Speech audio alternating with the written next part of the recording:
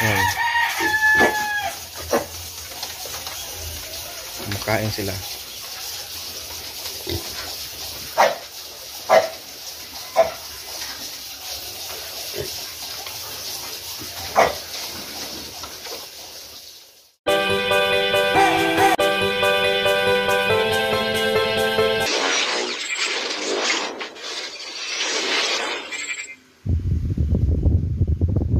Yo mga kabagis, good morning, welcome back to my channel. And for today's video, mapakain tayo ng bunga ng alatundan mga kabagis. Supposed to be ano to yung green, pero kaso ano siya, nag-aagaw na yung green at dilaw dito, so mapakla pa rin kahit papaano. Makita ko sa inyo kung gaano kaganda ito sa ating mga alagang biik. At the same time pala mga kabagis, ang mga biik natin ngayon, may mga iba sa kanila or dalawa yata ngayon na hindi masyadong maganda yung dumi, yung parang basa-basa siya konti. So pakain natin sila to ng ganito para at least mabawi yung or maibalik natin yung magandang ano ng dumi nila. So samahan niyo ako doon mga kabagis and just keep on watching. Ano? Kung papakain tayo ang ito yung pinakamabisa talaga mga kabagis sa lahat when it comes to basa ang dumi, no? Pero ang ginagawa ko, talbos ng kamuti yung karamihan or kadalasan ginagamit natin kasi yun yung free, makuha lang natin yan sa tabi-tabi. Ito kasi kailangan mo tong bilhin, kailangan mong ano, may gagastos ka pa, pero ito yung pinakamabisa talaga. Pakita natin mga kabagis. Ayan. Makain sila.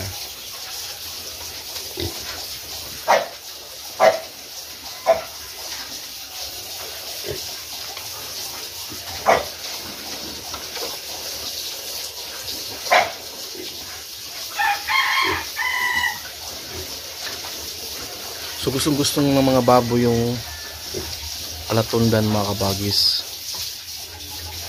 Kaya yan.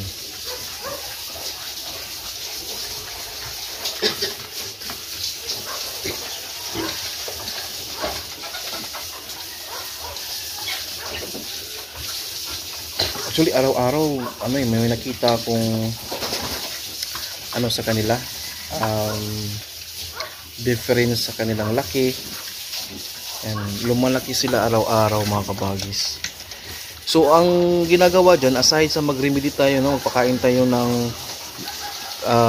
alatundan or talbos ng kamote kapag kabasa yung dumi nila, ang isa sa mga ginagawa din natin is ano kabagis, i-limit natin yung normal natin na pakain. For example, nagbibigay tayo ng 2 kilo sa pananghalian nila, so gawin na lang natin 1 kilo pagka may maraming ano natamaan or may maraming nagbasa yung dumi.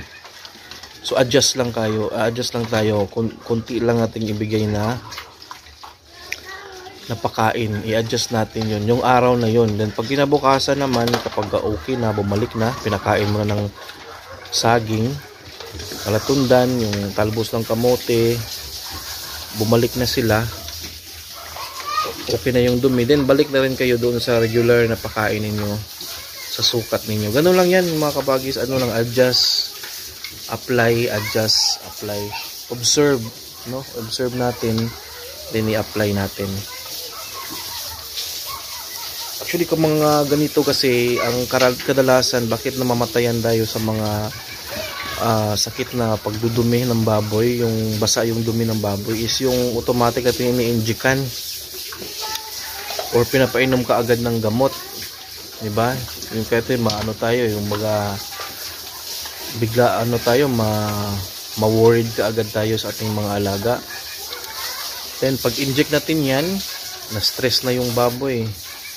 So ang ending, pangit na nga yung kanilang dinaramdam sa katawan, hindi pa kakain.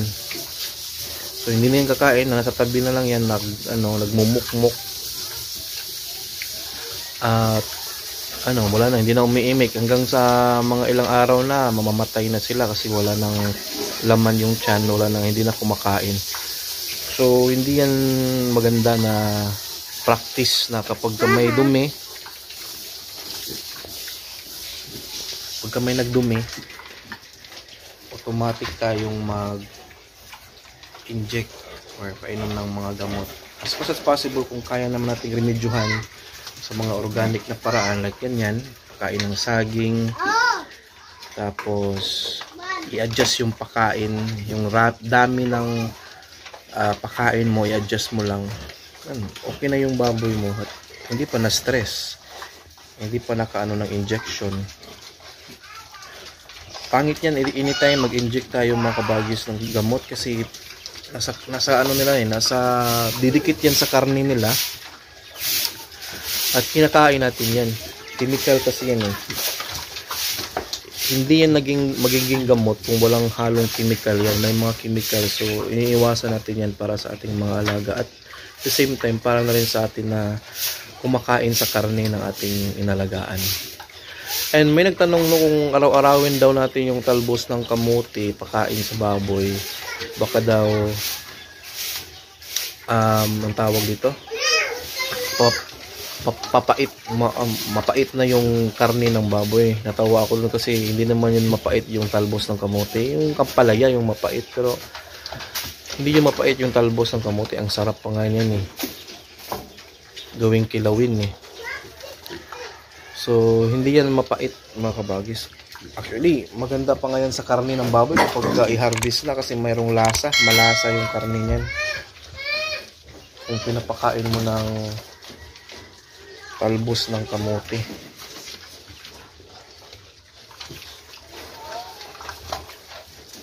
So naubos na nila yung saging.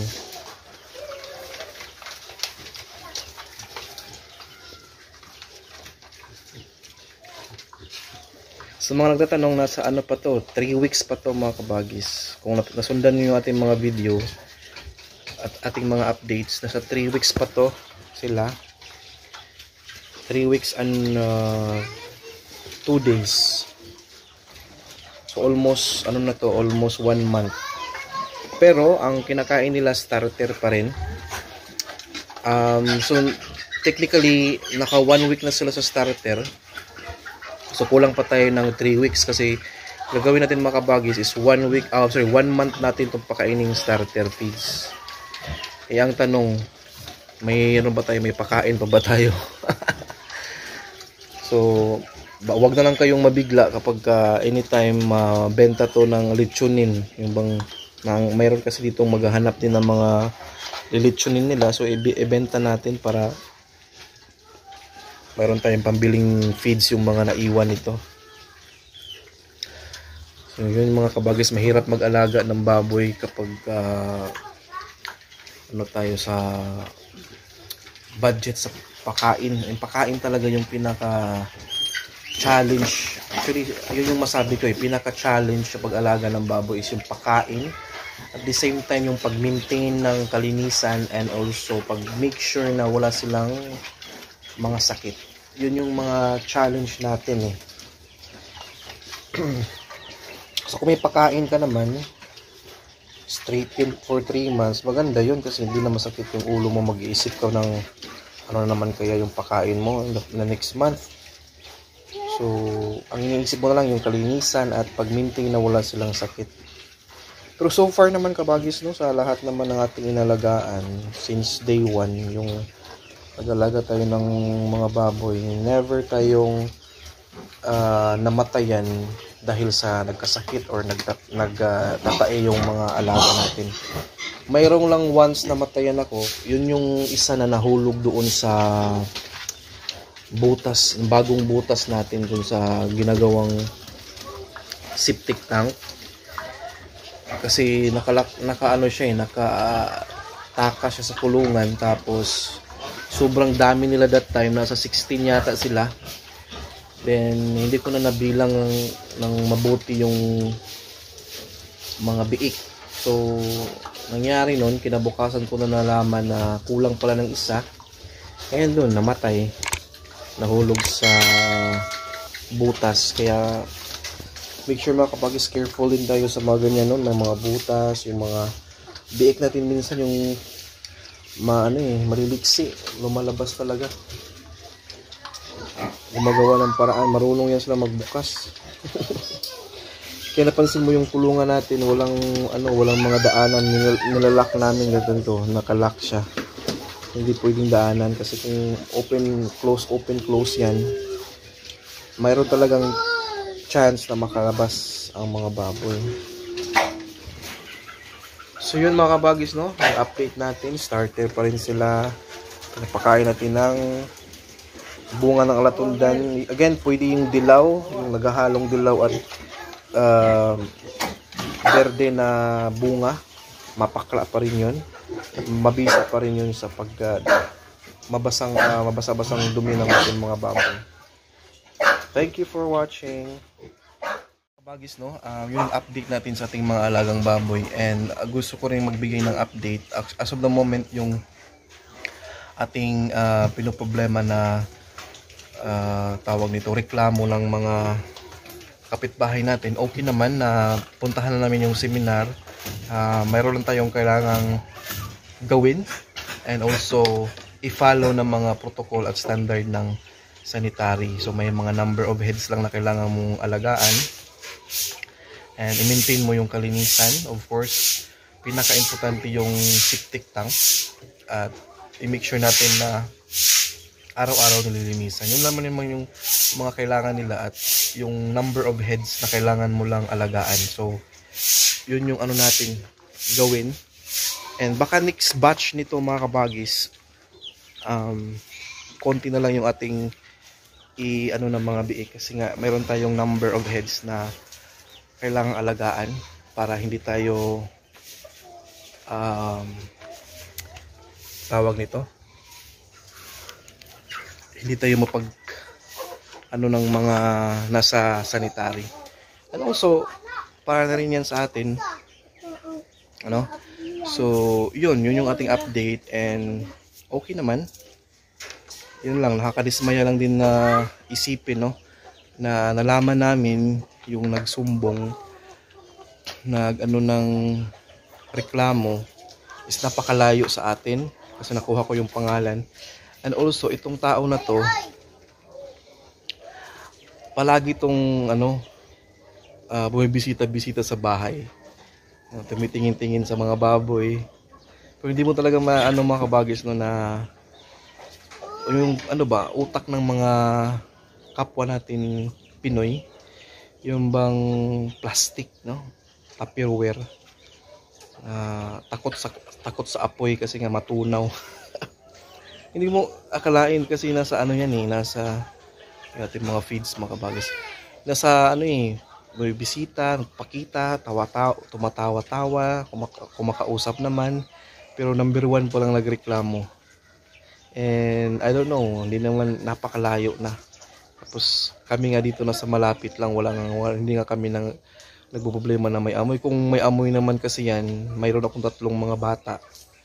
Merong 1, 3 and 5. Kung ako na mismo mag-stop, kung hindi natin ma-maintain, pero wala may septic tank, hininisan natin.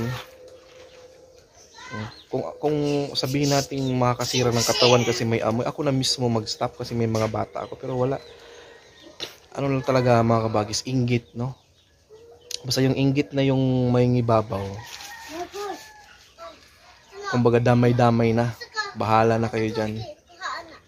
Kasi nangingibabaw na yung inggit So yun lang yung updated ng mga kabagis, and hopefully, mapatuloy natin at saka mayroon tayong ma-upload sa video natin kasi nga itong video ko is really intended for everyone na nagsa-start pa lang na magkaroon ng mga alaga, and at the same time habang nagsa-start sila, hindi sila maging failure na mamatayan. Yung pinaka problema talaga sa pag-alaga, yung mamatayan tayo. At kahit anong gawin na lang natin, inject, ginagastos natin yung lahat ng ating kayang magastos na pera para lang mabuhay, pero wala. So yun yung aking ina-avoid dahil concern ako sa gastos, no, sa time natin. Kaya meron tayong mga uploads. And I hope na continue kayong mga bagay sa sumusuporta sa ating channel habang nandito pa, at kahit anong i-upload natin or content natin, I hope na suportahan nyo pa rin. And thank you so much. Bye-bye.